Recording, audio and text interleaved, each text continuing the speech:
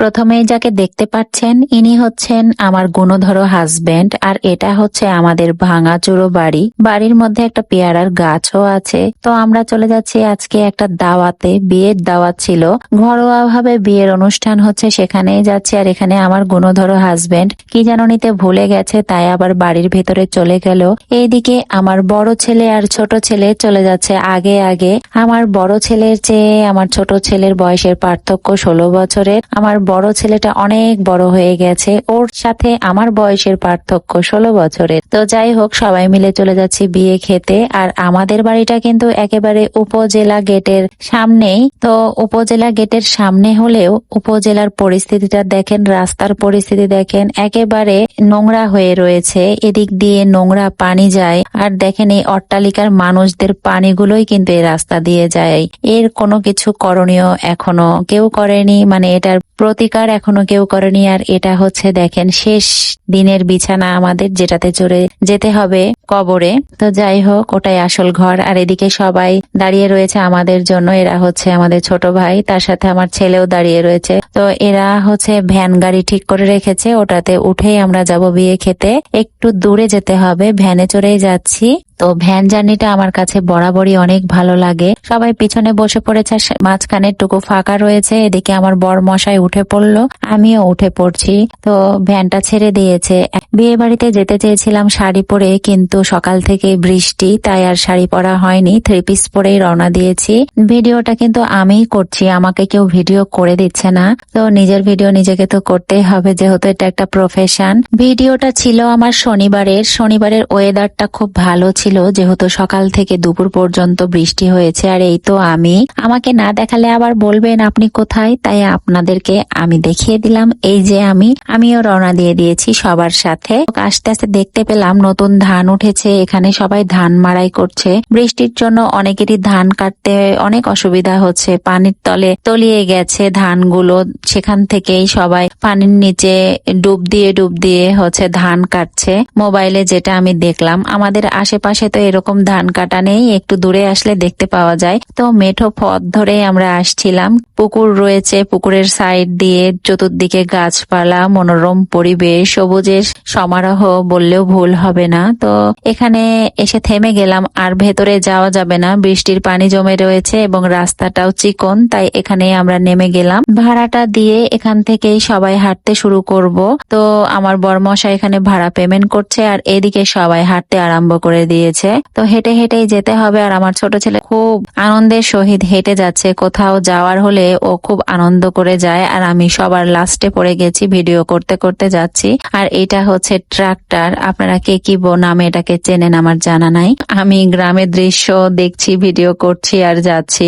Video করা এখন আমাদের একটা নেশা বলেন, পেশা বলেন, যেটাই বলেন না কেন, সেটাই হয়ে গেছে। তো গ্রামের মধ্যেও না সুন্দর সুন্দর অট্টালিকা তৈরি হয়ে রয়েছে, যেখানে মানুষজন অনায়াসে বসবাস করে। গ্রামের প্রকৃতি এবং পরিবেশ খুবই সুন্দর, কিন্তু বাজার একটু দূরে, এটাই সমস্যা, হাতের কাছে কিছুই পাওয়া যায় না। গ্রামের দিকে আসলে মেঠো পথ ধরে হাঁটলে বোঝা যায় যে কতটুকু বৃষ্টি হয়েছে, বৃষ্টির পানি জায়গায় জায়গায় জমে রয়েছে।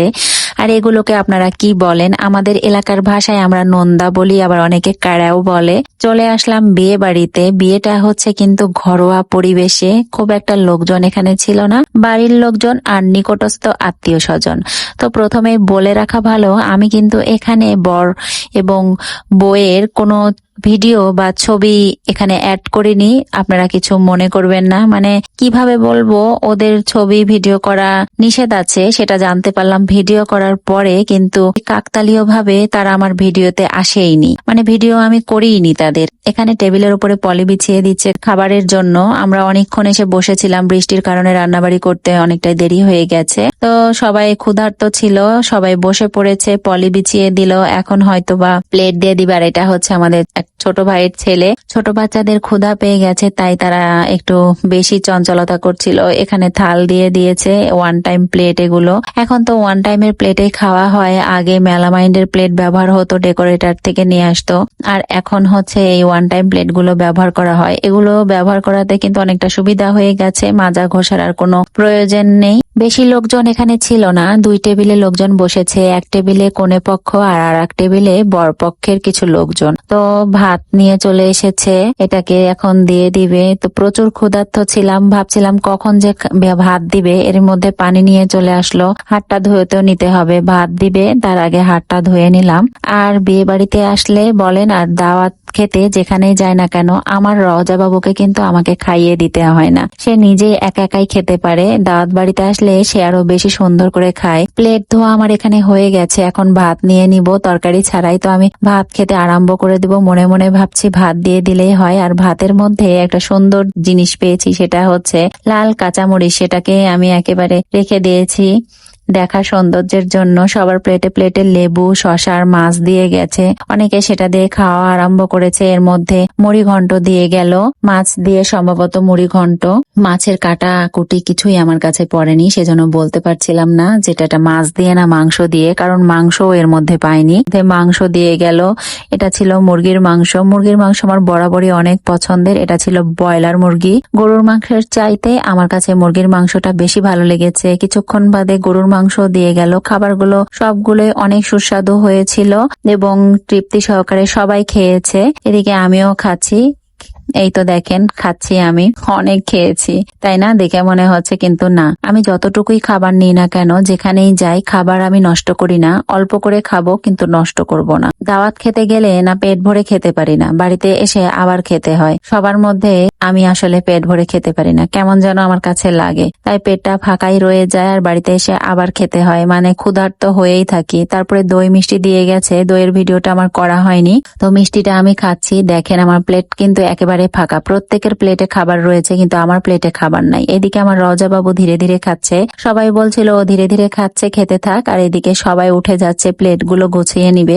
আরো একদল বসবে সেই জন্য। তারপর রওজা বাবুর জন্য আমি অপেক্ষা করছিলাম, ওর হয়ে গেলে ওকে সাথে করে নিয়ে হাতটা ধুয়ে ফেলে দিলাম। কিছুক্ষণ এখানে থাকবো, বউ দেখবো, তারপরে এখান থেকে চলে যাব। তো রওজা বাবুর মুখটুক মুছে দিতে হবে। ওর বাবা টিস্যু নিয়ে দাঁড়িয়ে রয়েছে, রওজা বাবু তো দৌড় দিয়ে ওর বাবার কাছে চলে গেল। তারপরে আমিও চলে যাচ্ছি। তো বউ দেখা শেষ করে আমার বড় ছেলে, ছোট ছেলে আর আমি বাড়ির পথে রওনা দিয়ে দিচ্ছি। অনেকটা পথ হেঁটে যেতে হবে, যেমন হেঁটে এসেছি তেমন আবার হেঁটে যেতে হবে খানিকটা পথ। মেন রোডে উঠে ওইখান থেকে ভ্যান নিতে হবে। প্রথমে যখন আমরা এসেছিলাম তখন ভ্যান নিয়ে কিছু দূর এসেছিলাম মেঠো পথে, কিন্তু যাওয়ার সময় সেটা আর হয়নি, অনেকটাই হেঁটে যেতে হয়েছে আমাদেরকে।